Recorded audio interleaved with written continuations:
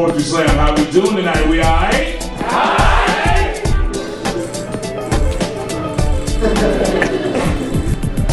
We're good.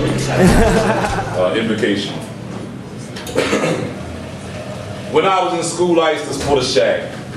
When I went to school, I carried lunch in a bag with an apple for my teacher because I knew I'd get a kiss, and I always got mad. The class was dismissed. When the Arabic class was in session, I always had a question. In the Chinese class, I would raise my hand and make up a walk up to my desk to help me in my problem. It was never much. You know, just a little something sweet so I could sneak a touch. Oh, I wish I could hold her hand and give her a hug. But she was married to a thug. His name was G, he drove a Z, and he picked her up from school promptly at 3 o'clock. And I was on a jock, yes indeed. I wrote graffiti on the bus. I used to write a name in Carver Plus with my name last. I hoped that she would laugh. I seen her yesterday, but still I had to let her pass. Pass. Pass. Pass. And my umi said, shine your light on the world. Shine your light for the world to see. My daughter said, shine your light on the world. Shine your light on the world to see.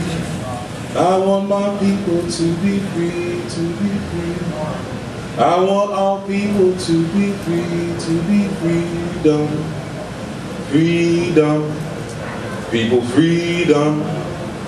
Freedom, people, freedom. Freedom, people, it's hard to freedom. Freedom, people, it's hard to freedom, people. They never really know they had it in the first place. Most of us, Americanibus, we be, too often. High on socialistic calls. Too happy about our bling bling. 20-inch rims that spin in reverse that only flash and show importance to the people at the bus stop. If that's exactly who you're trying to impress, then it might be the beginning of your problem, perhaps. 401k dental benefits, where we have rappers that can sell over 500,000 copies in less than 24 hours, but can't love their mother enough to stop her from going to plastic surgery that's totally unnecessary, dying in the midst of scalpel wounds and injuries. We seem to be slightly misguided these days. Not we as in black, but we as in the human aesthetic.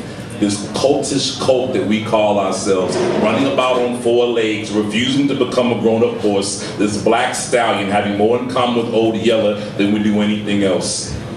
I guess that's why we men walk each around calling each other dog, because we're dyslexic in our soul instead of calling each other God. I guess that's why our bark is bigger than our bite and we love calling our women bitches. See, it snitches to me. The Bush administration is not to blame for the current eradication of this life. We have allowed these people to be the way we are. We create the world in which we live each and every morning. We paint Picasso's on the sky and call it Ave. We call them Eve. We call it night. We close our eyes and call it darkness instead of calling it light. I'm a bit darker to you, therefore you call me black instead of calling me white. When truth be told, we're all one step away from actually selling our soul to the next man because we're a paycheck away from being homeless. And they talk about revolution. Don't let them fool you all, no. And they speak on a solution. But it's time to school your whole soul. And everyone thinks they know what revolution is, especially we poets.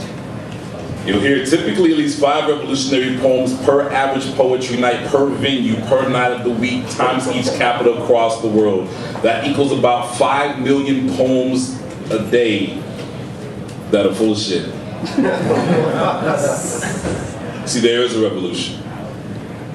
And it spins like the world on its axis so fast it carries no sound, no image, not even a vibration. But if you run fast, like a child, and then come to a sudden stop and you sprint, well, you'll feel it, or you'll hear it, just seconds behind you, or maybe a lifetime ahead. See, right now, there's a Vietnamese boy running through a field with a pair of Nikes tucked under his arm, dodging bullets like raindrops. His blistered feet are cutting through the grass and the mud, racing against consumerism because the shoes are not for him, they're for his grandmother. so that her time in the field can be gentler in its monotony. And right now, y'all, a boy just found a rock. And he checks the weight for strength and the grooves for accuracy. And then he darts off with his fist held high, signaling to the others that the stickball game was officially on, never knowing that the stone he holds is one of the last remaining pieces to a church bomb years ago in Alabama. And the sound he hears later that afternoon when he cracks a home run into the sky. It's not the tinkling of broken glass of Miss Johnson's window, but 4 little black angels crying tears of joy, cheering him as his feet hit every base. And right now, in some Soviet town where the red curtain might be tattered but still cast a blood-stained glow over everyone living there, and names like Stalin and Lenin still bring shivers colder than the Hudson in December, and ideas like freedom, democracy, and optimism can still get you shot and killed if you're lucky. There's a girl sticking her hand into a military bonfire, ignoring the pain and crackling of her own skin. She removes a half-charred book which reads Three Sisters by Chekhov and tucks it underneath the shirt, not for warmth, but salvation.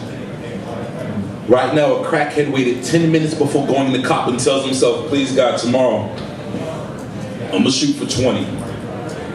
A rouge-faced girl with bags up beneath the eyes and an ass beneath the legs, which both belie her age, stands on some corner up in San Jose, and when some tired senator rolls up flashing crisp $20 bills in her face, she hops on the number 2 bus and goes home for the first time in months. Can you hear me now? Yeah. A boy ran for his life just to go to school today. Some girl got smacked and called a bitch in some piece of shit car, being forced to leave her purse behind her. But not of virginity. There's a revolution happening every moment of every day. It is not black power nor white power. It is not scary nor tyrannical. It is not Hitler nor Gandhi, Malcolm nor Martin, Osama nor Noriega. There's a young couple's kiss behind the high school bleachers, and an old couple holding hands in the mall. It is loving someone intensely for 5 minutes, and then letting go when the song ends. It is your misfiring synapses, your unfit high that still keeps beating in your chest like some drummer boy hell-bent on getting through his spiritual desert. It is writing a poem or hearing one. It is your inhale and your exhale. Monterey, I have a secret for you. There's a revolution going to be happening in this room tonight. Take a look at someone else in the room.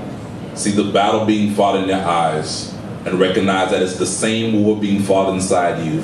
And that's the effort to live your life the way you wish, every moment of every day. And that, my friends, is a real battle. And if you learn how to win that, well, hell, that's real revolution. So no matter what else you get from the night, I want to make sure you learn how to inhale and just exhale. Learn how to live and just let live. Inhale, exhale. Can you hear me now? Yeah. Good. Because the life you just learned how to save was your own.